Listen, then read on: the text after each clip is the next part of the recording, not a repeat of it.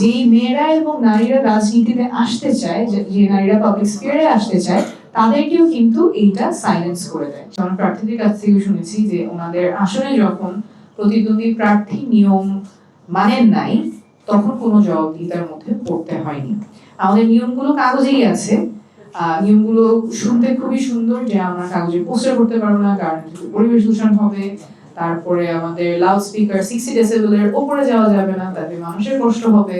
কিন্তু নির্বাচন কমিশনের কোনো উপায় নাই যে সে মাপবে 60 ডেসিবেলের উপরে যাচ্ছে কিনা। যতখানি বিলবোর্ড দেওয়ার কথা তার চেয়ে বেশি যাচ্ছে কিনা সেটা তারা মনিটর করছে না। সো নিয়মগুলো কাগজে আছে, সুন্দর নিয়ম আছে। নায়াসিনামাইড ও স্যালিসাইলিক সমৃদ্ধ লিলি ফেস ওয়াশ যা ফেসের ডেড স্কিন সেল দূর করে দেয় দ্বিগুণ ফাস্টার ব্রাইটেনিং।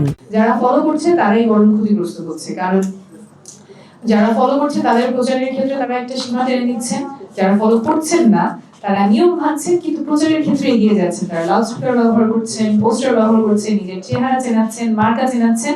আবার বিশেষ করে যেহেতু বড় দলের প্রার্থী থাকে, মার্কাটা আগে থেকেই চেনা, তারপরও নিয়ম ভাঙার ফলে তাদের প্রচারও আরো বৃদ্ধি পাচ্ছে।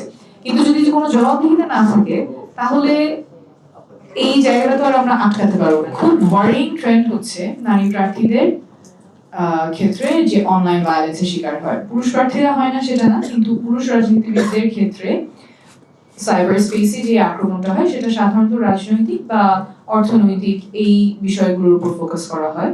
কিন্তু নারী প্রার্থীদের জন্য অলমোস্ট ইনভেরিয়েবলি চরিত্র হননের দিকে যায়, সেক্সুয়াল ভায়োলেন্সের দিকে যায়, সেক্সুয়াল হ্যারাসমেন্টের দিকে যায়। তো এই জায়গাটাতে আমাদের মানে খুব মাইন্ডফুলি কাজ করতে হবে, কারণ এখানে যেই নারী প্রার্থীকে টার্গেট করা হচ্ছে শুধু সেই নারী প্রার্থী যে এফেক্টেড হচ্ছে তা না। যেহেতু এটা ডিজিটাল মিডিয়া, বাকিরা দেখছে, বিশেষ করে যেই মেয়েরা এবং নারীরা রাজনীতিতে আসতে চায়, যে নারীরা পাবলিক স্পিয়ারে আসতে চায়, তাদেরকেও কিন্তু এইটা সাইলেন্স করে দেয়। সে দেখছে যে আচ্ছা আমি যদি সামনে যাই তাহলে আমিও হয়তো এই অ্যাটাকটার শিকার হতে পারি। And also their families, their relatives, their friends, everybody is watching this. So আমাদের এটাতে খুবই মাইন্ডফুল হতে হবে। And we need again accountable mechanisms. যারা এটা স্বীকার করছেন তারা কোথায় গিয়ে এই harassment প্রতিকারটা পাবেন? We do not have a mechanism for this. I'll end this with a positive note. আমরা যখন ক্যাম্পেইন করছিলাম অভিজ্ঞতাটা অনেক অনেক পজিটিভ ছিল। বিশেষ করে আমাদের যারা নারীরা ছিলেন এলাকার, তারা খুব স্বতঃস্ফূর্তভাবে এগিয়ে এসেছেন এবং অনেক ক্ষেত্রে তারা সমস্যাগুলো শেয়ার করছে যেটা অন্য রাজনীতিবিদদের সাথে ওরা করতে পারেন নাই।